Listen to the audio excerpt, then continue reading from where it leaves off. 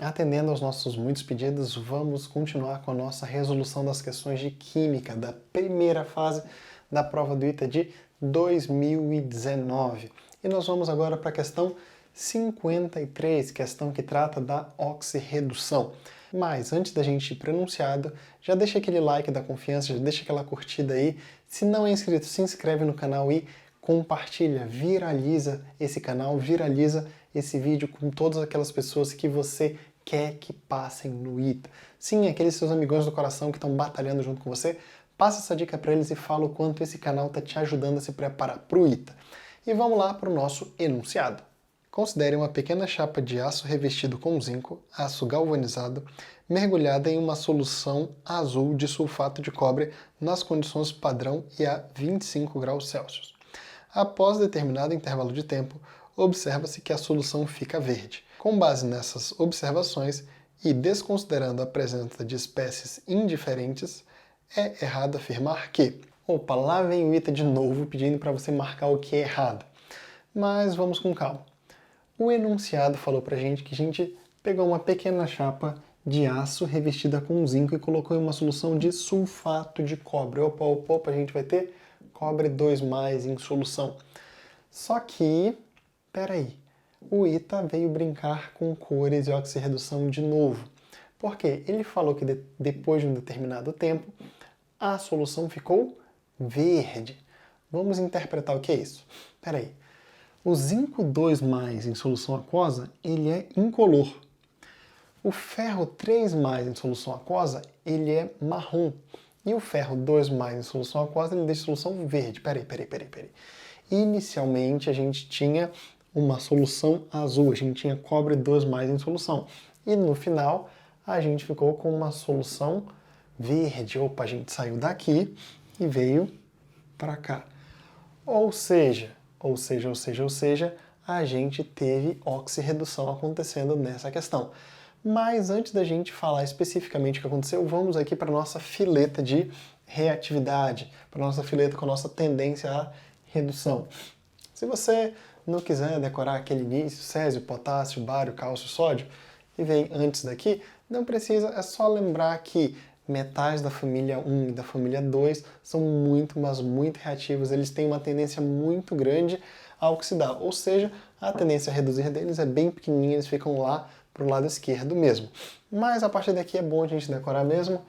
Magali, manhosa, zangada e cruel, feriu o coração do níquel saindo com chumbo. Depois a gente vem para o nosso hidrogênio, que tem potencial de redução 0, e daí a gente vem para o cobre, mercúrio, prata, platina e ouro. Beleza?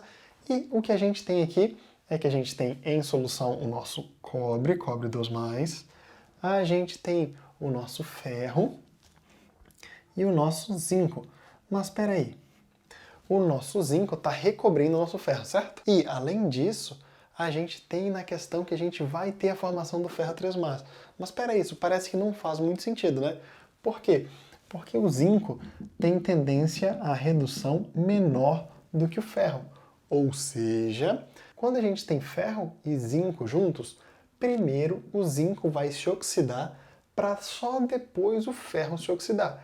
Ou seja, se a nossa solução começou a ficar verde é porque o ferro começou a oxidar. Isso quer dizer o quê?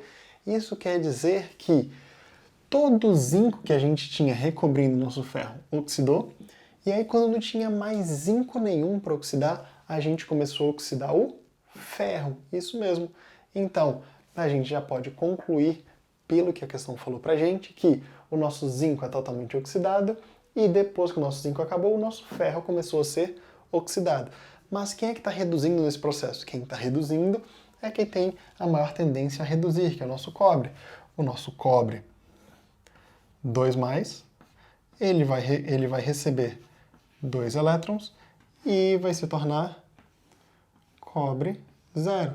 E a questão ainda poderia falar para você que está se formando um metal de brilho avermelhado na superfície desse ferro que estava recoberto com zinco. Beleza? Mas, e essa aqui é a nossa semi-reação de redução. Peraí. Mas quem reduz é o agente oxidante. E quem oxida é o agente redutor. Mas peraí, primeiramente quem estava oxidando era o nosso zinco. Então, inicialmente a gente tinha o Zn0 se tornando em Zn2+, mais 2 elétrons.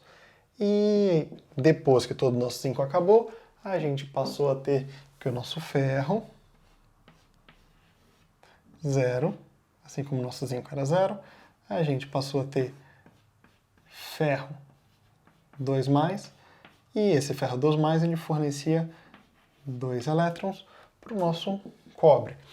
Só mais uma última dica antes da gente avaliar as alternativas. Desses metais aqui, aqueles que possuem NOx variável, na sua forma oxidada, vai ser mais comum a gente encontrar eles com o seu menor NOx possível. Por exemplo, o nosso ferro, ele pode ser 3+ ou 2+, mas naturalmente a gente vai ter o ferro se formando em ferro 2+. Já grava isso.